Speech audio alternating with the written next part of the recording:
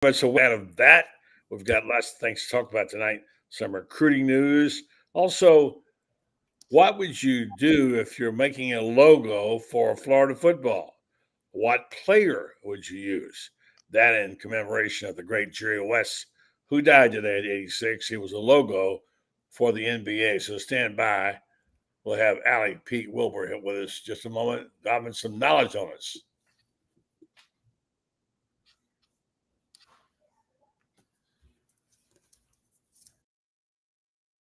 Buddy Martin, call him up and tell him what you're thinking, but be kind because he's doing the best he can. Better, stronger, faster. Mama says that alligators are ornery because they got all them teeth but no toothbrush. Hey, what if the voice calls while you're gone? Take a message. Bye. You ready, champ? I'm ready for this my whole life. I'm incapable of small talk. But that's why you love me, right? Kind of intimidating to be in the presence of so many great athletes.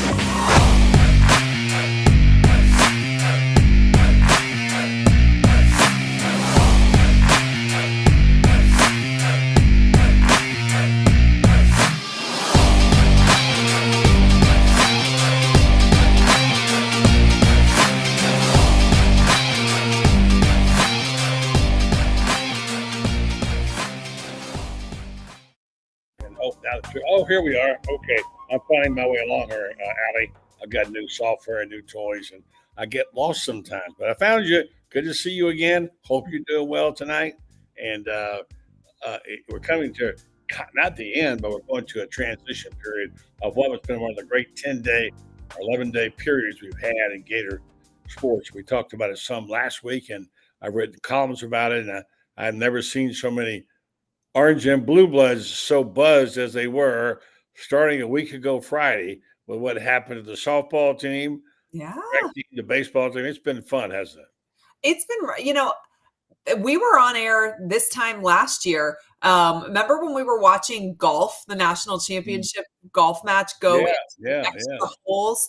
We watched we were on multiple times last year when baseball was making, its glorious run that it had last year. This time of year, as much as we want to say, oh, nothing happens over the summer, this time of year is actually a really good time to be a Florida Gator. It really is a good time. It's been, who would have thought? I did a show last night and with David Whitley and the guys and Rob Brown and Lauren. We didn't talk about football for the first 35 minutes. Yeah. When did we do that? Which is basically a football show. Yeah. And everybody had to give their take on what it was like. We talked about with Whitley. In writing, you hope when you go to a ball game that you have one of those so-called moments that you can freeze and write about it, right? You know that. Same in television, I'm sure. But the point is that if you get one moment or maybe two, you have done really well. It's been a good day, and it's been a good, happy hunting. In that baseball game, there were like 5 moments that just kept popping up. You think nothing can top this. Right. On and on and on. And the greatest play was made by Clemson center fielder, Kim Camarella. What a remarkable catch and play. And then he comes up and knocks one out of the park. And I'm pretty sure they came out this week and said he had, was it a torn labrum or something? He has something that needs surgery on that he's been playing on all season long too, which I think makes it even more spectacular. But that baseball game, first of all, I did not realize I was going to be giving up almost 6 hours of my day. I saw you. I tweeted out, it's gone from, what did I say? I forgot what I said. It's been unbelievable. And you're right. It went 5 hours. It was so intense. Every single moment of that, from the initial altercation at the very beginning of the game between Caglione and the Clemson base runner. They're just so many things. Watching Clemson's head coach refuse to tell his player that he was ejected, making the player how about that? And have the tell him, which in my mind, I'm like, you are going to incite a riot when That's what he wanted. That's what exactly what he That's wanted. what Eric was like, that's exactly what he wants. Like It that should is have been fine for that, you know?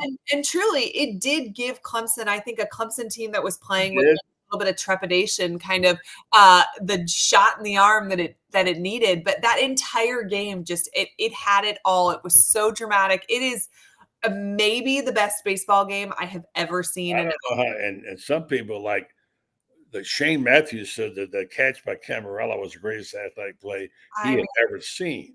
It was incredible. And I don't like to be a prisoner of the moment. And I feel like we are, so many times we say, oh, that was the greatest because it's just the most recent. But I'm telling you what, it might be the greatest baseball game that I've ever watched. I mean, baseball has been, college baseball has been gaining a lot of momentum. I've been on a couple different shows. Baseball is so much more fun. It's just really is. I mean, you can make I said last night, we can make a league, the SEC, starting with SEC play in the spring and go all the way through the College World Series and make your own network out of it because there's so many great games and whatever. I found this tweet. I was pretty proud of it. Let's say, as I tweeted, we all need a chance to exhale. These past 10 days have been exhausting, but exhilarating for the Gator Nation. Yeah, that's exactly what it is. And, and it starts back up again on Friday. There's just, you've pepper track in there. And, track is something that so let's look at baseball, right? We've got 4 SEC teams and 4 ACC. ACC. I'm going to name them all real fast. Florida State, Kentucky, NC State, North Carolina, Tennessee, Texas A&M, and Virginia.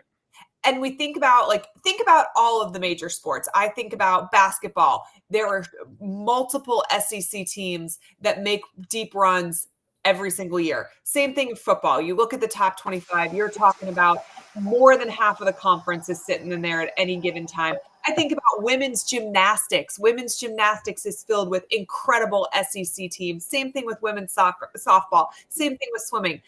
But track, the fact that there is not more parity in track, honestly, I think is a nod to Coach Mouse. Like it is interesting that the SEC has managed to really have a pretty level playing field in every single other sport, but Florida continues to remain as dominant as they are in track. Yeah, and it's one due to one guy, and we talk a lot about Mouse. He's got more championships by himself. Yeah. The national championships than any one school altogether. I mean, it's amazing. And I talked to Coach Spurrier about him. I said, how did you do this? And he says he gets his guys to buy in. Yep. And then they train the way he tells them to train.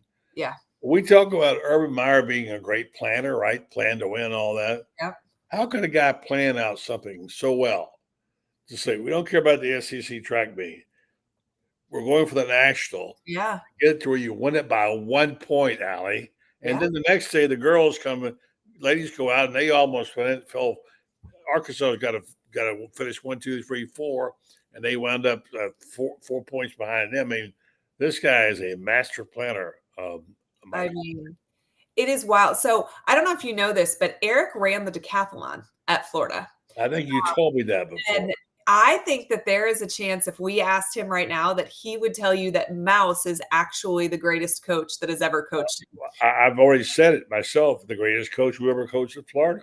Yeah, which is better because he played for two great. Well, right. That's why I think it's even crazier because he played for Urban. Yeah. He played for Zook. He played, Charlie Strong was on that staff. There's some incredible coaches that were on that 06 national championship team staff, but I think he'd probably give that nod to Mouse, which is. How could you not?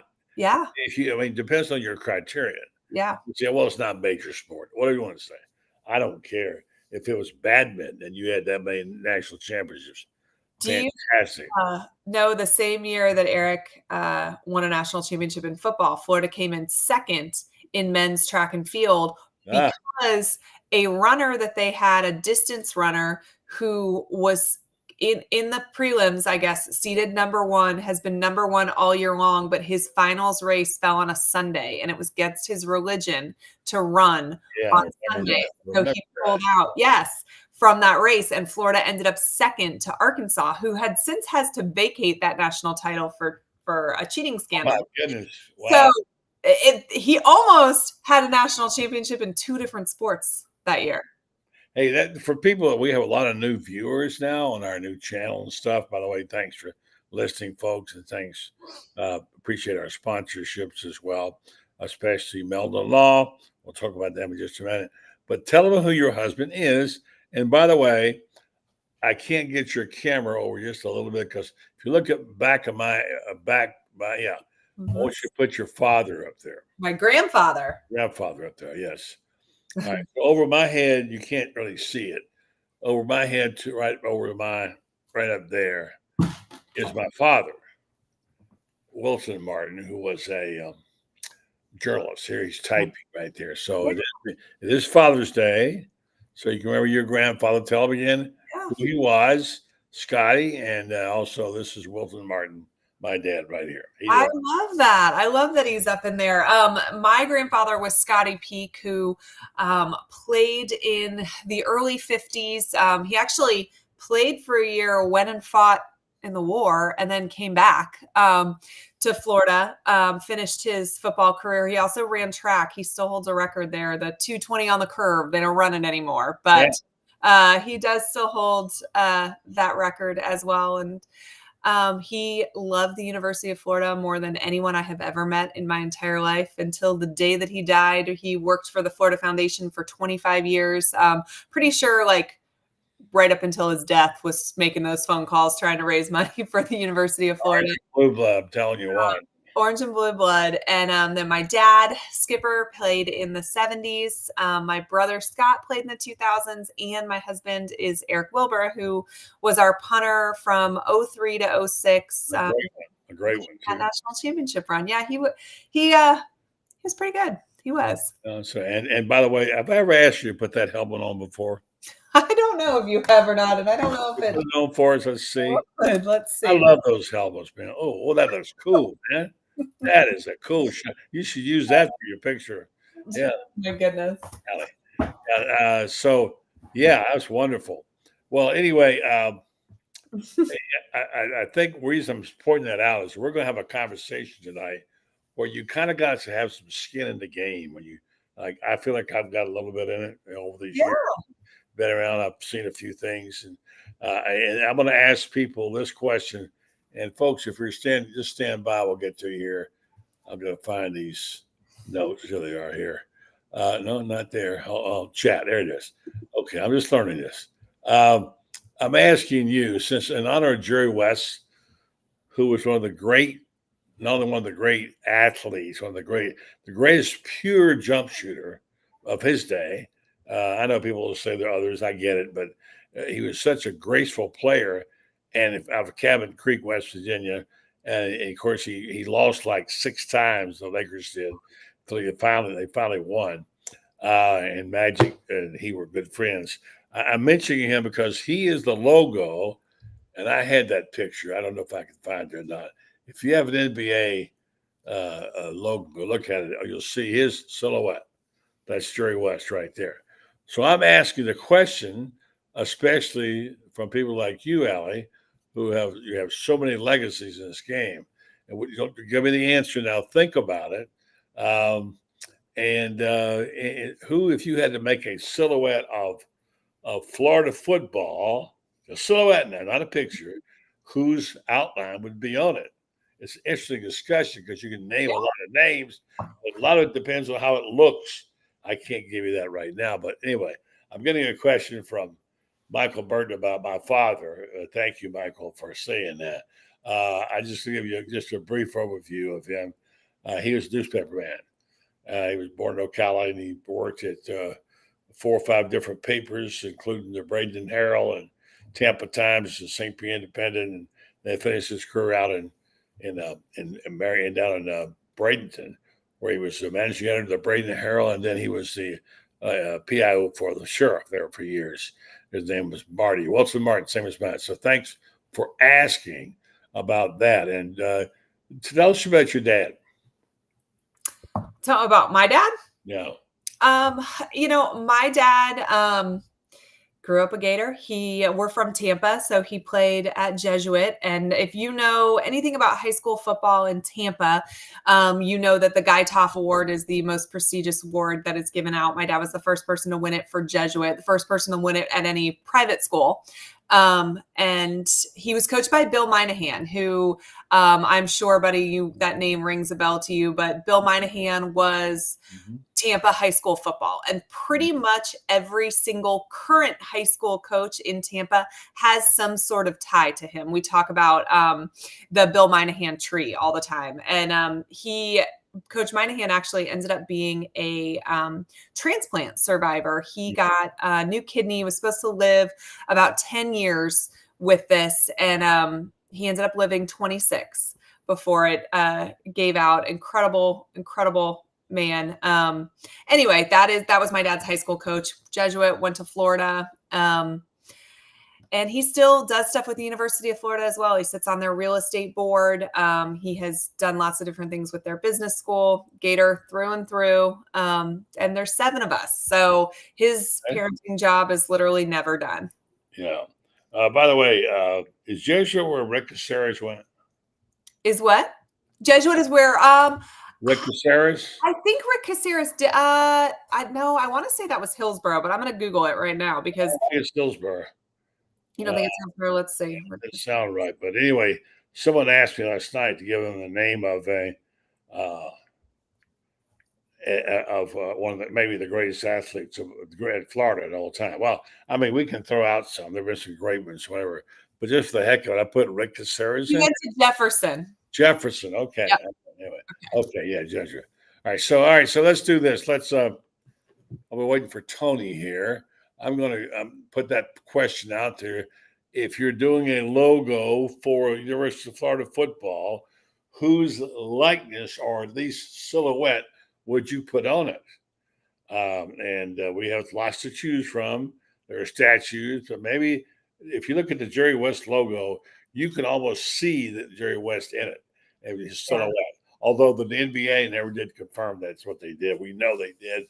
I read a story today about my friend Dick Shapp, how he allowed the guy from the NBA to come into Sport magazine and look through the files and pick pictures and went over and made the likeness. Anyway, I just saw, okay, Jerry West.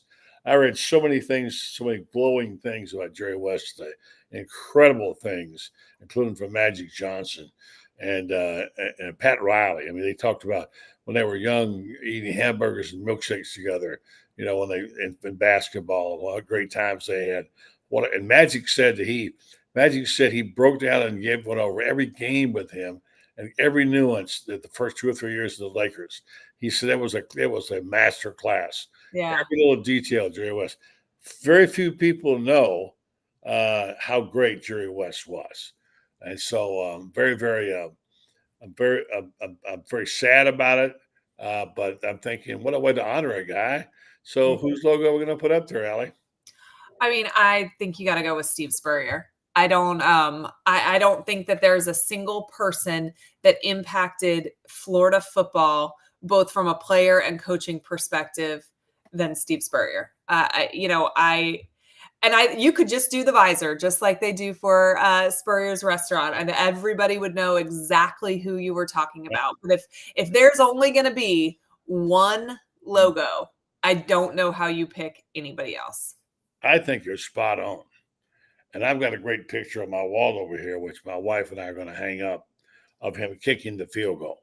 Yeah. It's actually not a real painting. It's a fake painting. Yeah. And my friend Whit Palmer had it. And his wife gave it to him when he passed. And he's in that position. You look at that picture, you know exactly. But you're right. The visor is better. And that would be an awesome thing to have. Although the visor represents the one man, not the school. But you're right. He is the. You can talk about Tebow. Yeah. You can talk about Tony Wuerffel. Yeah, Wuerffel. Wuerffel would be hard to depict by one silhouette, though, wouldn't he? I don't know. I think you got him dropping back with his arm up, but or you do some praying hands, which I know our young Gator fans would associate with Tebow. But think about when Florida won the national championship against Florida State, and the cover of pretty much every newspaper, the front page was Danny doing this. You're right. You're right. That. You're exactly right. You're right. All right. So now let me. Tony's coming in just a second here. We'll ask you about the SEC. But I want to. Do you follow golf that closely? No, not particularly. I mean, we watch it. It's on our house. It's on the TV at our house, but I don't follow it very closely. I have followed the Scotty Scheffler stuff though. Yeah. My wife thinks he's great. I'm a little jealous, by the way, but that's okay. I love Scotty too. Here's the thing about it. This weekend is special because Payne Stewart, he wore the knickers and he had the NFL teams. And I covered a lot of golf over the years, a lot of golf. And when Payne was playing great. And I happened to be there 25 years ago at Pinehurst when he had that famous birdie putt at 18 and won the Open, and he grabbed Phil Mickelson's face and said, "You're going to be a great father." They have a statue of him there at Pinehurst. Great statue. He's got his foot up in the air and everything. And so this weekend they're playing at Pinehurst, which is not like your average everyday course. It's a dollar Ross, which means the greens are smaller. You're going to be accurate, and it's a different kind of game. So I highly recommend, if you are a golfer, I think you might be, watch it this weekend. Although, come Saturday night, where will we be, Ali? We're going to be watching baseball. Baseball is starting for me at 1:00 on Friday because all of these matchups. But absolutely, my dad and I almost went out to Omaha last year, and we talked about it, and we just couldn't make our schedules work. And we were like, okay, well, if they get back, we're going next year. So I did call and was like, you do realize that we're supposed to go to Omaha this year. So I mean, we'll see. We'll see how it goes if maybe we end up getting out there. But there's a great weekend for sports. And I think the U.S. Open and Father's Day falling on the same weekend is kind of cool, right? Like that's what I remember from my childhood. That's what my dad wanted to do on Father's Day was watch golf. Yeah. I'll be watching mine probably with my grandson or whoever this weekend. But it's what we. I remember many a time I've been Easter. The Masters. I've been the Open during the Father's Day many times. So anyway, it'll be interesting. Sideline Sports. Rob says, "Great hearing about the dads. Chemistry in the show is strong." Thank you, Rob. Appreciate that. Freddie Weeby checking in. There he is. The Irishman. Look at that. Dilly to you. Freddie, good to know you're listening out there. And then we have several mentions. We'll have people who nominate their own. That's fine. Who's your logo? So while we're waiting on Tony, he should be here any minute. Let me just say thank you to our friends.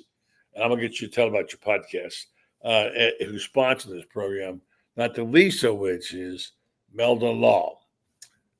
One of the true great Gators is Jeffrey Meldon.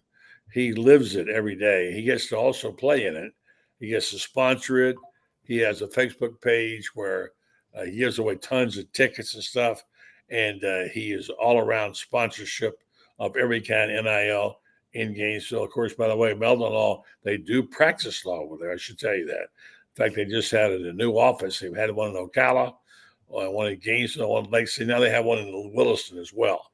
Meldon Law. So if you need any advice or any help, if you have a case pending with another lawyer you're not sure, you want to review, give them a call at Meldon Law. They'll help you out. Meldon Law, they don't back down. And by the way, you know who else didn't back down? This guy right here, Mr. College Football. What's up, Tony? Mr. Buddy, how are you? I'm good. Good to see you, my friend. You're just in the nick of time. I have a new thing here I'm working on. We're having a good conversation that requires your comments, and I'll get that off your face. Try to get off there. And we're talking about Jerry West, RIP to Jerry West. Yep. And if you were going to do a logo in the SEC, and first we were talking about Florida, and now we bring you into the picture, and you're going to do a logo in the SEC of a player, just his silhouette, like they did Jerry West. Tony, can you think of who you put up there who would be the most recognizable? Herschel Walker. Okay, that's who I had on my list. Herschel Walker, Bo Jackson. I mean, Yep. we're talking the best of the very best. Mm-hmm. And when it comes to running backs in the history of this league, it's Bo and Herschel, and then there's everybody else. And so, yeah, and I think what we're talking about here is not just that, but who would be most definitive in a silhouette. You could really see Jerry West in that silhouette. I mean, right. Herschel would be definable, more so than Bo probably in terms of his, I don't know, appearance. What do you think, Ali? I mean, I think who would be the most recognizable and who is the most deserving, who the name that you say that, oh, that is SEC football, are not necessarily the same person. But I think the guys that are recognized by one name, right? You say Herschel, we know exactly who you're talking about. You say Bo, we know exactly who you're talking about. You say Steve, we know exactly who you're talking about. There's not that many, right? I mean, we're essentially, this is the Mount Rushmore of the SEC. No, I think that's exactly right. And it would be a tough choice if you could only pick one. But guys like Herschel and Bo, they have a pretty strong silhouette. If you watch a lot of Herschel, watching him come around that right end, and somebody's trying to tackle him, and that poor defensive back is scared to death. He would be there, as would Bo. Absolutely, and the greatness is also defined by when you see a person for the first time, and you just know when you see them, they're special, right? Well, no doubt about Herschel. Well, very, very much so. I mean, David Cutcliffe, who was the head coach at Ole Miss, coached the two Manning quarterbacks. He said, great quarterbacks, great players have it. Okay. And I can't tell you what it is, but I know it when I see it. Mm-hmm. And his point was that both Peyton and Eli Manning had it, that leadership quality that made other people want to follow them. And I think Herschel was like that. I know Bo was like that. And so they sort of transcend the sport is what they do. And but that's a good call there, Buddy Martin. I was shocked. I did not know about Jerry West until about 30 minutes ago, and I just what an incredible player! What an incredible player he was. I was really struck. I don't usually talk about national topics on this show, Ali. You know that, but this one hit me in a different way, and where it really hit me were some of the letters I started reading about these people, some of the incredible things they said about. We all read testimonials and stuff like that. We're talking about people like Pat Riley and Magic Johnson, and the things they said were so poignant about them.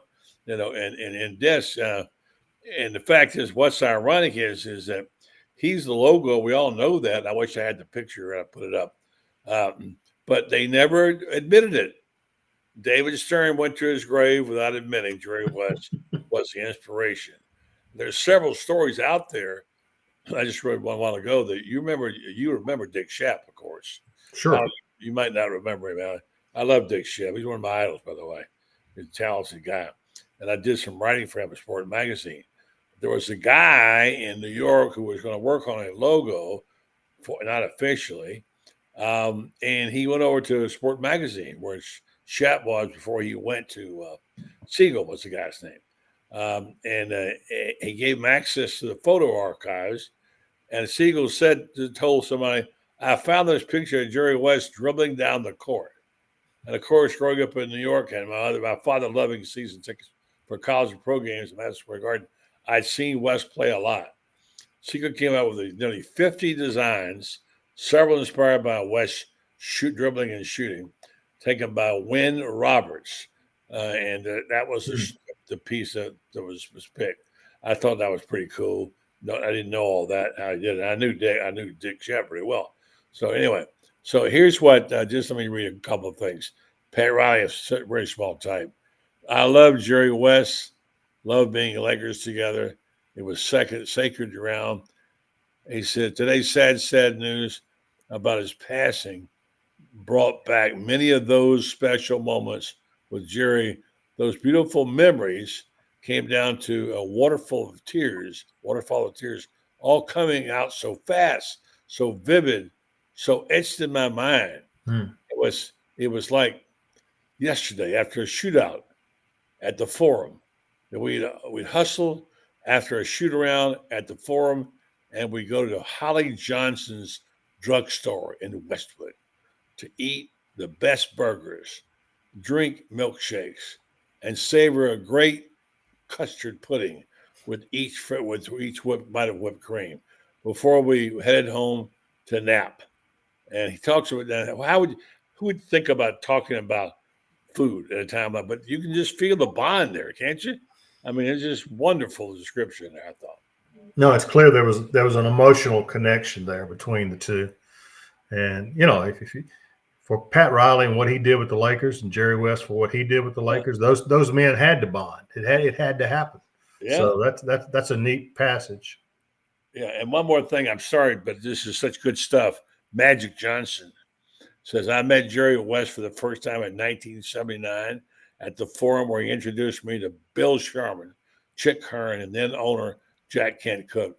My father, AJ, and I negotiated over lunch. Then Jerry took me to the locker room to show me my Lakers jersey. I started to cry.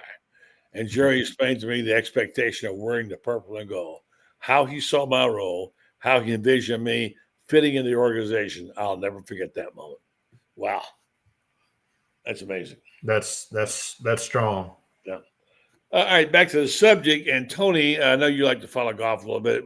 Ali doesn't care for it too much, unless it's Scotty Scheffler, and then she likes it. We got a terrific. You've been over there, and I was at Pinehurst 25 years ago when the famous Paine Strip putt went down, and there was a statue built at that moment. They play this weekend. It's a major. It's not the same. I don't understand. John Rahm's already pulled out with a bad foot. But your thoughts about Pinehurst is kind of old school. It's a little different game. What's your thoughts about the U.S. Open at Pinehurst number 2? I'll tell you a little story. The ACC moves its preseason football meetings around in July. And one year they moved them to Pinehurst. And I raised my hand from the AJC and said, I'll go. And so did. And I remember driving up. And I'd lived in North Carolina for 8 years. So I'd been to Pinehurst before. But this was. About that. You did, didn't you? Oh, yeah. I covered a lot of golf. And Pinehurst is such gentility. It's genteel. And I remember driving up and sitting on the front porch in a white rocking chair, and somebody came by and she said, can I get you something to drink? I said, yes, I'll have an Arnold Palmer. So here's Barnhart sitting on the front porch, rocking with an Arnold Palmer. And I said, it doesn't get any better than this. But the golf course, buddy, I played golf. I played number 2 with Wes Durham and Chan Gailey, who was the head coach of Georgia Tech. Yeah, Gator quarterback who never played and became a long snapper. Yeah. So we played Pinehurst number 2 in the morning and Pinehurst number 8 in the afternoon. And I remember talking to the caddy at Pinehurst number 2. We were trying to get some, do you play the white tees, dark? It didn't matter to me. And I remember the caddy said, don't worry about the tees. It's the greens. The greens will drive you crazy. And they do this. That's that Donald Ross design. So Pinehurst is just a wonderful, wonderful place. Yeah. All right. Let me just go in here real fast and hear this other comment about Rob. Let's see if I can get it up. Talking about your book and your quote, manners will take you where money can't. Eli Jackson. The 19th Green is a great book written by Tony Barnhart. Great lineup tonight. So there's one of your fans. Well, thank you. Thank you. I'm having a book signing tomorrow. I'm speaking to a group at the Piedmont Driving Club. I'm going to give a preseason talk and sign some books. So yeah, that's great. For people who don't know about Tony's book, I bought it 2 weeks ago. I'm about halfway through it. What I love about this book, Ali, is that he did it to honor his teammates, his school, his town, to let them share in this glory together. and Well, remember, I bought it when we were on together That's last right. time, That's and right. I'm going to the beach for a week starting next Wednesday, and it is in my luggage. Well, So thank you, Ali. I appreciate that. That's I pretty cool. appreciate that. So anyway, so we're going to have a full-blown conversation about logos, get some comment about Bo and what have you, so on and so forth. Let me take a break real quick. Just hold on. Let me tell folks about one of our sponsors here tonight, Titan MRI. They are really special, and you're special because if you need an MRI in the North Central Florida area, there are things you need to know about this. Let's say you don't have insurance. You can still go there and get it with cash or card, and they're not terribly expensive, I know. You can go there and you say, look, I can't make it over there during work hours. I have a job. They say, no problem. We'll schedule after hours, weekends, nights, make a special time for you. Don't hear that very often. And then they have these special larger bore machines, which allow the patient to be more comfortable inside when they get. I don't know if you've had one lately, Tony, but when you get inside those MRIs, claustrophobia is not uncommon. And they try to deal with that as well. So they can take care of you. They check them out. Go to titanmri.com and find out more about this terrific company. All right, Tony, baseball. Ali and I have had a great conversation about the Florida Clemson game. I mean, I don't know how much of it you watched, but wow. Well, I did get to see the highlights of it. I think I was traveling that day, but I was just, wow, what a finish. it was such a great game. Honestly, from start to finish, just everything that you want in a college baseball game. And I think, the parts that were exciting are kind of the parts that differentiate college athletics from professional athletics, like watching how these coaches can pump up the crowd, how these players are so into it that they're so chippy, just stuff that you don't see as much in Major League Baseball as you do in college baseball. And, I don't know. I feel like every time there's the playoffs on for a sport, we talk about this is the way to do it. This is the best playoffs. But college baseball postseason is hard to beat in my book. Well, think about the fact that, 4 teams from the SEC, 4 from the ACC, and make up the College World Series. It tells you about one reason, that is because because of our weather, they get to practice pretty much all year round, except maybe for a little while. Ali, I think you're right. I think college baseball, the tournament now has a lot of great emotion that goes with it now because this is something that the NCAA, I got to give them credit for. They decided to stay in Omaha. Remember old Rosenblatt Stadium they used to play in, and they were thinking about moving to another location. They built a brand new ballpark, and of course it stayed in Omaha. And everybody's goal, no matter where you play baseball, if you play at Florida or you play at Coastal Carolina, if you play at Elon, it doesn't matter. Your goal is to get to Omaha. Yeah. And you play all year hopefully for that opportunity. And I think that's the emotional component is, hey, we are now one step closer to doing what everybody wants to do, and that's get to Omaha. So, and you get hot at the right time and, magic can happen, which, I'm sure there's the detractors that will tell you the regular season needs to matter. And I feel that way about college football very strongly. But with baseball, I think there's so many games. It's just a different sport. When you watch these teams mature and grow up over the course of the season, I think about Florida in particular. This is a team that at the very beginning of the year, really high expectations, but all new pitching, all of it young, and you watch them just mature over the course of the season, and they're hitting their stride right now, and they're talented enough to win it all. Now, are they experienced enough? We're going to find out, but it's such a fun time of year. Well, what's going to be interesting is with the Houston case and the financial settlements and all things going to happen.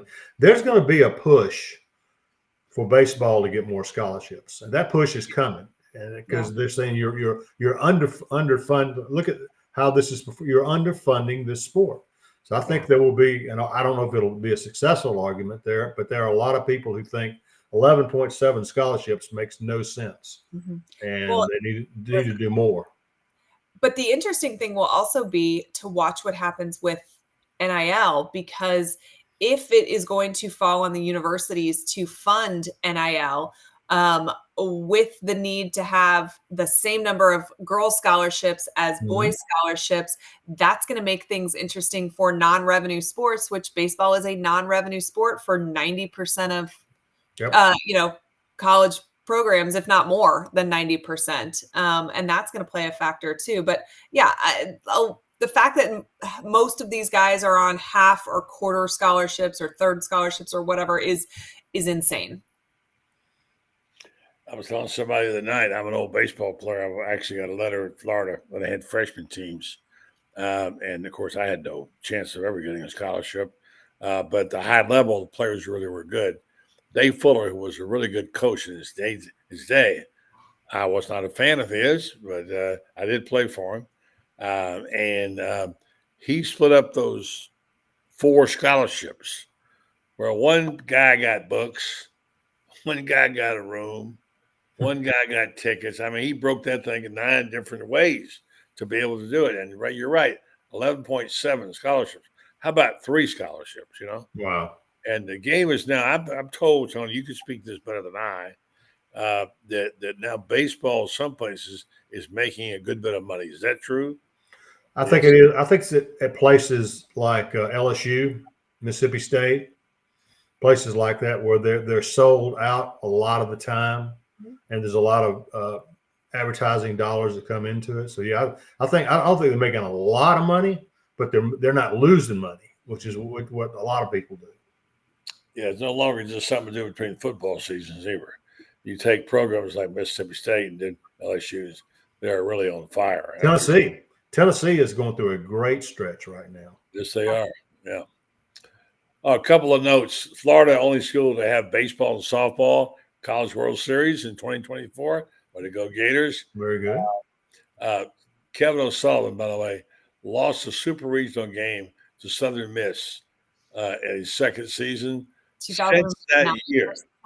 Say again. Since that year, they've gone 9-0 on supers, reaching Omaha 9 times the last 14 seasons. Wow, that's impressive. And the final thing is that, Tony, what are you doing August 31st? I am August 31st. I actually, you're asking me if I want to be at the Georgia game versus Clemson? That's one. Ali, also Miami, Florida, and Notre Dame at Texas A&M against Sunday, USC versus LSU. What a weekend, huh? Buddy, I can tell you exactly where I'm going to be on August 31st. I'm going to be sitting in my home office with my 3 flat screen televisions and taking notes. Yeah. And I'll learn a lot more about football by doing that than if I went to the Mercedes-Benz Stadium and stayed for 7 hours. It's interesting, Ali. We're talking about guys on the old Sawdust Trail who lived and died to go to a ball game and devour every second of a 12-hour day writing about one game. Now, Tony, you just can't know what's going on because it's so global and you're going to miss something. You're right. Yep. That's the place to be. I start watching football at 9 o'clock in the morning when college game day comes on. Mm-hmm. And I keep watching till they sign off at night, about 1 or so in the morning. And, but I got a bunch of notes. I got a lot of stuff I can go to work with the following week. And I don't, and when you think about it, think about all the time, buddy, we've spent over the years in traffic. Oh, that's just a waste of your time. And the technology now allows you to do it. And so, yeah, I will go to a few games. I'll certainly do the playoffs in the SEC and all that stuff. But when you get to be our age, you want to make most good use of your time. Let's put it that way. Right. Now, Ali goes to the game. She goes up on her own. She has season tickets. Talk about what your day is like. What do you go to, a half dozen games a year, Ali? Yeah, I mean, I go to all Florida's home games and we try to get to an away game or two, depending on, my 4 children's schedule. I think we're going to go to Austin this year. I went to College Station, their first game in the SEC, and it happened to be Florida. Now, we don't play Texas until November, so it obviously won't be their very first SEC game. It'll be the first time that Florida and Texas play, and I'm going to definitely make my way out to that one. But listen, sweating with 90,000 of my closest friends is the place that I want to be on Saturdays. But games that are away that we don't travel to, there's definitely nothing wrong with parking on the couch from 9 a.m. to 1 a.m. It is where many of us live. Is that game in November or October? I believe it's November, maybe 9th, something like that. A week before the Florida LSU game. I think it's the first weekend in November. Okay, you would know better. Florida and Texas, November 9. November 9. Okay. Yeah, I want to try to make that with myself. That's by the way, Ali, one thing I would mention to you that's really in your favor is you're going to be playing. Florida's going to be playing Texas on November 9. The week before, you got to play. What am I thinking? Florida play. You play Texas. You play Texas, then you play LSU. Is that right? Yeah. That is part of Florida's gauntlet stretch. The end of the season is definitely not kind to the Gators, but yes, we have Texas away, and then we come back to the Swamp to play LSU, which is also one of my most favorite games every single year. Maybe they'll throw a shoe back. And there's an open date there before Georgia and Florida play. Georgia plays Texas, and then they play LSU after Florida. Wow. You're right. Talk about a gauntlet. Goodness gracious. Well, we call it from October 5th on, no disrespect to the veterans, the Bataan Death March for Florida, that last 6 games. But they could be 4-2 or 5-1, conceivably, but not draw a breath the rest of the way. However, Tony, and back me up on this, Ali, I won't say it's a groundswell. There's some trendy things starting to happen to Florida now. Billy Napier is telling friends close to him, by the way, I know this. He thinks this is one of the best teams he's ever been around, number one. Secondly, a lot of people have started to get on the Florida bandwagon as an underdog team to watch. I know Cole Kubelik earlier in the week says, there's no way this is a 5-team win. Something going on there. And, Ali, we know that they've gotten a couple of pickups in the portal. And the recruiting is going extremely well. And we also know that he's down to his roster where he can't take any more players without getting rid of some good players. So something has happened. From our standpoint, we think we have an idea. What does it look like to you, Tony? Well, listen, Florida's Florida. They're not going to stay down long. And I think Billy Napier is a very good coach, and I think he's going to do fine. Just the question is, how much time does he have? How much time are they going to give him? And so, but I have a feeling Florida feels like maybe they are your dark horse team that comes out of nowhere. That would be neat. I think it'd be neat. Obviously, it'd be neat for Florida, but it would also be neat for the conference. Yeah, I don't. This time of year, it's hard to know exactly. You hear a lot of talk, a little saber rattling.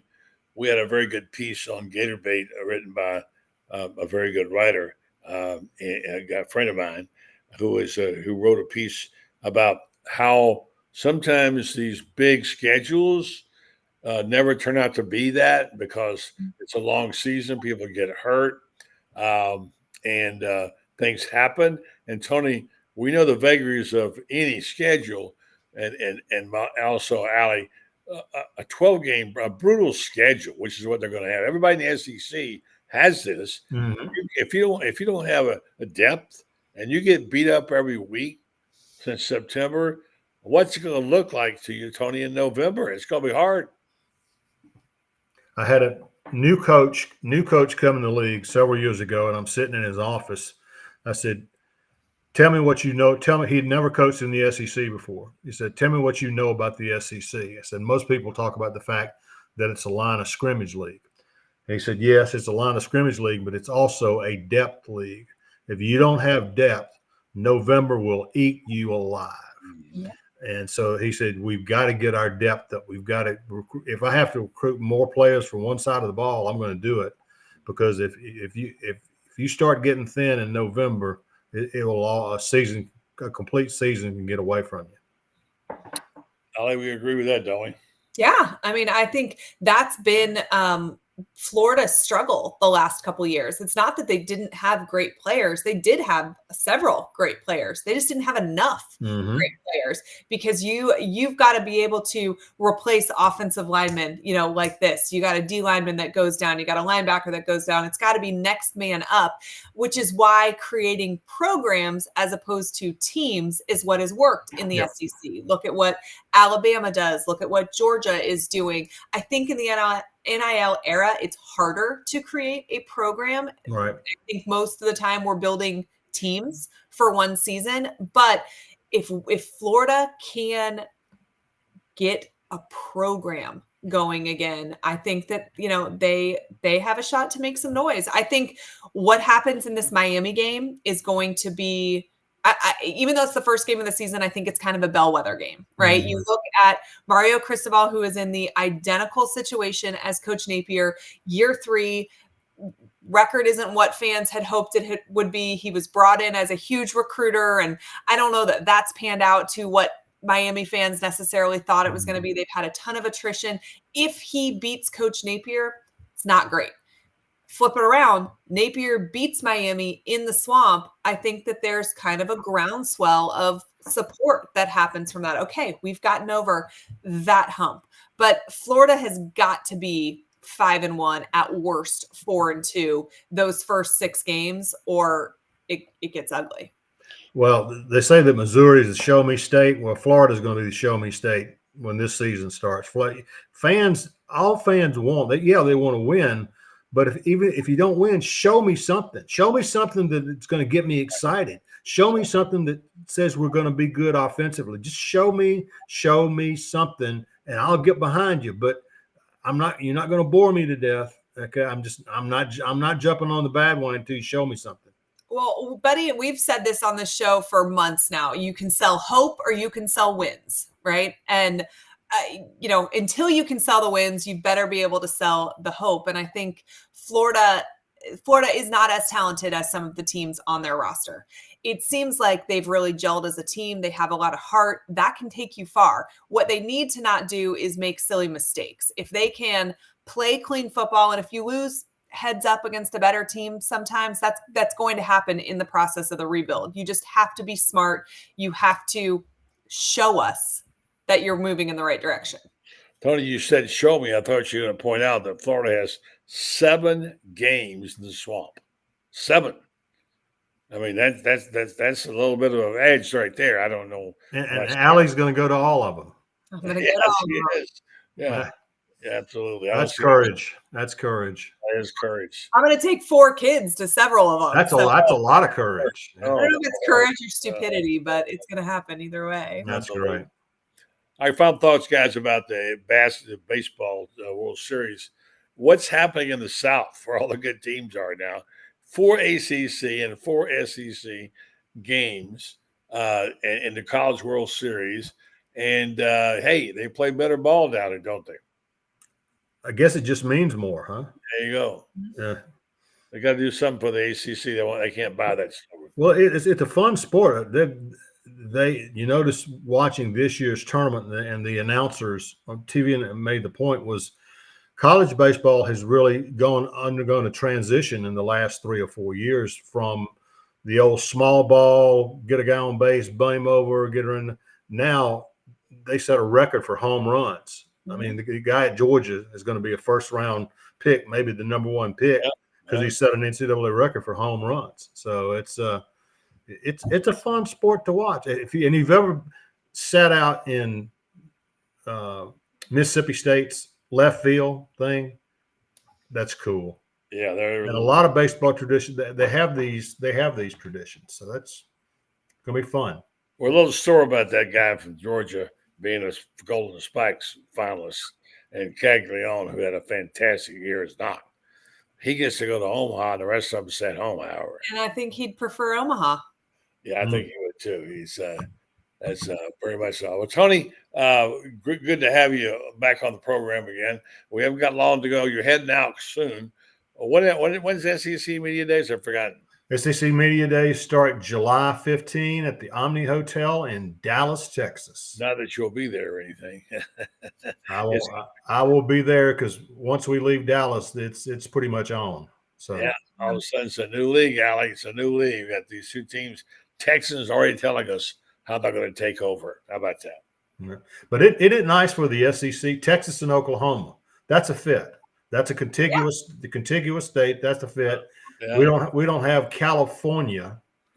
Okay. We don't have Stanford, Yeah. It's a fit for several reasons. I think, insanity level of fans is on par. Parity across all sports is there. I'm interested to see how they maintain. And I know that everybody from the Big 12 will tell you that they play a gauntlet too, but they don't play a gauntlet like the SEC. So I'm interested to see in their first year where they have to get up every single week. Yeah. Mm-hmm. Yeah. Like somebody said, my friends talking to the guy from Oklahoma, he said, or talking to the guy from Texas, and he said the SEC, it's like playing when you had played Arkansas every week. You got an opponent that's worthy every week. So there are no days off. It's going to be interesting. I can't wait for it. I hope it's as good as I think it will be. And pretty soon, Tony, we'll be making those picks of those 12 teams. And how many from the SEC? Maybe 3, maybe 4. Would they make 4 or not? Well, I think the argument. I think it's 3. I think it's 3 just on general principles, but it depends on what everybody else does. But guys, here's the thing where we're talking on the subject is that the irony of all this stuff going on in college athletics, and college football, it's done, and I'm never going to watch college football again. That's an out and out lie. You're going to be watching college football as soon as the games are on. You're going to be watching, and when you start the games, you don't care if the players are getting paid. You don't care where the money comes from. You care about your team, and that's one of the great things about college football. The game on the field, guys, what we watch every Saturday, the game on the field is better than it's ever been. There are more great players, great coaches. More and more schools have made the commitment to be good and to compete. So I think we're going to have a great season. And here's when we get to November and you got to pick 12 teams, how many teams are going to be in the conversation? It's going to be at least 30. Whereas normally only about 7 or 8 teams are in real discussion for a playoff spot. With 12 teams, you're going to have 25, 30 teams that are in that conversation. Yeah, it's kind of playing out like we thought it might 30 years ago. Tony, great stuff. Good luck with the book signing. Thanks for being on the program. I appreciate it very much. And good luck on let us know when the next book signing is going to be down this way. All right, buddy. All right, Alec. Thanks. All right. The great Tony Barnhart checking in. Glad to have Tony with us tonight. Ali, we're going to go through this real fast. Some of these I got the brackets here on the baseball. Okay, let's see what we make out of this. All right, real fast. I'll give you the games and the teams. Let's see if I can get it here. Brackets, or what have you. Okay, I've got North Carolina and Virginia. You want me to pick them? I'll take Virginia. I'm going to take North Carolina, but Virginia's a good baseball team. Tennessee and Florida State. Knowles have a pretty good. Yeah. I picked the asteroid that hits the field, but I guess I'll take Tennessee. Okay. Asteroid hits the field. All right. Kentucky or another bracket and a really good NC State team. You know what? I'm going to take Kentucky, and it is purely emotional, but my brother-in-law is a big Kentucky fan, and his mom just passed away, and she is bled blue and white. So I'll pick Kentucky for him. Enough. And finally, we've got Texas A&M and Florida. Mm-hmm. I'm going with the Gators. Me too. Great stuff as always. Ali, talk about your podcast. Tell them how they can hear it. You can go on YouTube, A Peek Inside Gators Football. You can also find me on Twitter, Ali_Peek. Should have some new stuff out this week. It's been slow the last week or so. I've been very busy, but you can have lots of new content soon. You mean you can't get work done in between raising 2 sets of twins? Come on, Ali. Well, I thought it was going to be easier over the summer. It's not. It's harder. Still hard, right? And by the way, you had a little bit of recruiting news. You said, yeah, Florida. Hayden Craig is a punter that announced his commitment to Florida today. He is very highly rated punter and kicker, actually. And Florida, you try to always have at least one punter and kicker on scholarship at a time. They kind of rotate, they rotate on and off, if that makes sense. And so, Hayden Craig will be in the 2025 class. I believe he's the 4th commitment of that class, and he'll replace Jeremy Crawshaw when his eligibility is up. Spoken like a wife of a punter, by the way. So, hey, listen, good luck on the podcast. Have a good week. Don't get too hot. We'll catch up to you again pretty soon, Ali. Great stuff as always. Thank you. All right. Good night, buddy. All right. Ali Peek Wilbur. She's about as good as it gets. She's one of the, Freddie Weeby says, my favorite guest co-host, and she's done a great job here. All right, I want to tell you about some of my favorite people, and that includes my sponsors and friends at Renstar Medical Research. They are, first of all, very good at what they do. Secondly, they're also great tenants in Ocala, my hometown. And I do appreciate all that they do there. They're very good about sponsoring things like this show, which they've done for a number of years. Looking into community things, they're always behind the scene doing somewhere. They're Gators, by the way. Mary Brantley, wife of Scott Brantley, and Joe Sorrentino started the business out in Fort Lauderdale, and they've had it all these years. And Joe Sorrentino's son Joey played for Urban Meyer. Besides that, they're also a heck of a medical company. They want you to know the importance of some of these clinical trials, why you should be participating in them. Number one, they help us know more about our health here in our communities. If you can be part of a clinical trial, go to their renstar.net website and check it out and see if you qualify.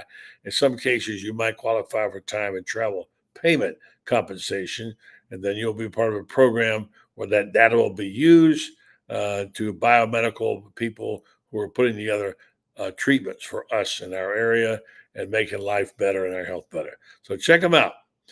Renstar Medical Research, seeking tomorrow's answers to the health questions of today. My thanks so much to Ali Peek Wilbur, to my friend Tony Barnhart. Don't forget his terrific book, and won't be back till next week. Tomorrow night, this show will be hosted by, Rob, Brendan, Lauren, I forget who all. We got a bunch of folks tomorrow night. They're going to be great, so don't miss them. I'm Buddy Martin. Good night.